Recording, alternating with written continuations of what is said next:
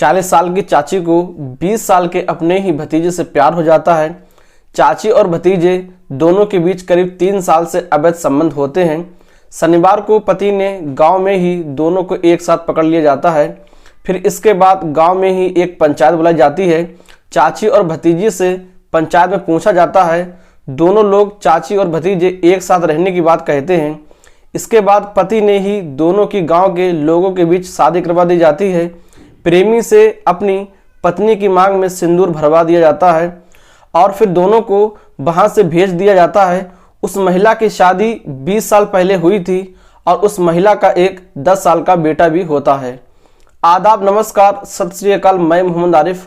आज की जो सच्ची कहानी मैं आपको सुनाने जा रहा हूँ, दरअसल ये सच्ची कहानी होती है जुमई की। बिहार प्रदेश का एक जिला लगता है जुमई और इसी टाउन थाना क्षेत्र का गांव है लखापुर गांव। लखापुर गांव का रहने वाला एक व्यक्ति जिसका नाम इंद्रदेव पासवान होता है। इंद्रदेव पासवान की पत्नी होती है जिसका नाम रूबी देवी होता है, जिसकी उम्र 40 साल की होती है। इंद्रदेव पासवान का एक भतीजा होता है जिसका नाम पंकज पासवान होता है, जिसकी उम्र 20 साल की होती है। पत्नी रूबी देवी का उसके भतीजे पंकज पासवान के साथ बीते करीब 3 सालों से अवैध संबंध था। चाची अपने प्रेमी भतीजे से चोरी छिपे 3 सालों से जुमई में तो कभी लखीसराय तो कभी दूसरे जिले में जाकर मिलती थी।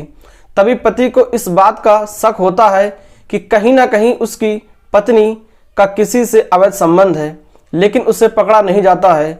दोनों के घर एक ही गांव में आसपास होते हैं। इधर शनिवार की रात महिला अपने प्रेमी पंकज से मिलने पहुंची थी। उधर पति को भनक लगी तो स्थानीय लोगों की मदद से दोनों को एक साथ पकड़ लिया जाता है। इसके बाद गांव में एक पंचायत भी बुलाई जाती है जिसमें पंकज पासवान और रूबी देवी ने एक दूसरे के साथ रहने की बात कहते हैं।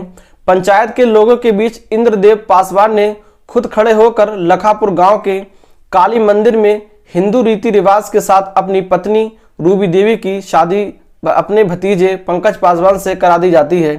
वहीं शादी कराने का वीडियो स्थानीय लोगों द्वारा बना लिया जाता है। शादी के बाद स्थानीय लोगों ने टाउन थाना क्षेत्र की पुलिस को फोन करके पूरे मामले की जानकारी दी जाती है और दोनों प्रेमी जोड़े को गांव से ले जाने की अपील भी की जाती है।